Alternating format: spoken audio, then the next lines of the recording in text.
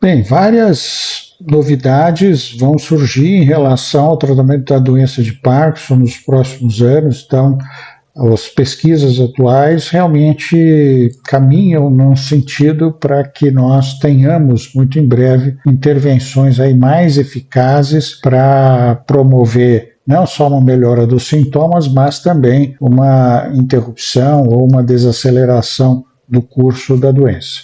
Para a gente comentar um pouco desses avanços, a doença de Parkinson, então, está relacionada a uma depressão, ou seja, uma redução do número de neurônios nessa região, chamada substância negra, e esses neurônios são neurônios produtores de dopamina. Então, a falta de produção de dopamina em neurônios dessa região, por haver uma redução da quantidade desses neurônios, é a base da doença. E uma das coisas que acontece e que leva, então, à destruição desses neurônios é o acúmulo de proteínas tóxicas. Então, mais ou menos parecido com o que acontece no Alzheimer, só que aqui uma outra proteína, a alfa-sinucleína, que forma agregados, e esses agregados têm a capacidade de degenerar neurônios. A principal modalidade de tratamento que a gente tem para a doença de Parkinson é, então, buscar repor ou aumentar os níveis de dopamina nos neurônios remanescentes da região da substância negra,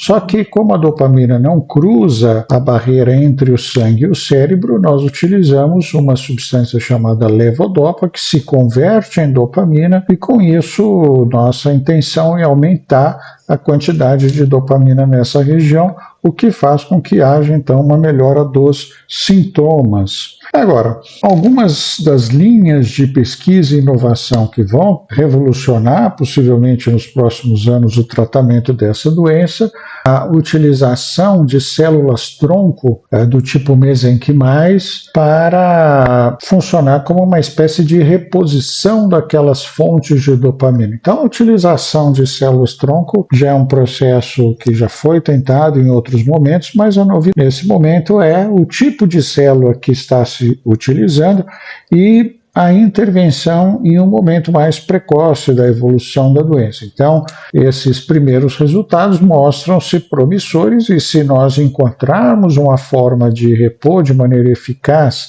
essas células produtoras de dopamina, isso será, sem dúvida nenhuma, uma grande evolução no tratamento dessa doença. E também uma mudança na forma da gente fazer a reposição da dopamina. Então, como eu falei, a gente utiliza a levodopa na forma de comprimidos. Então, isso não é a maneira mais fisiológica de repor essa substância, e a utilização de formulações contínuas e subcutâneas para a liberação gradual de levodopa, ou desse precursor fos-levodopa, tem mostrado resultados promissores. Então, se nós conseguirmos fazer uma reposição mais contínua, mais próxima do que acontece fisiologicamente dentro do nosso cérebro, a gente consegue um resultado melhor e menos efeitos adversos com a utilização desses precursores de dopamina. Então,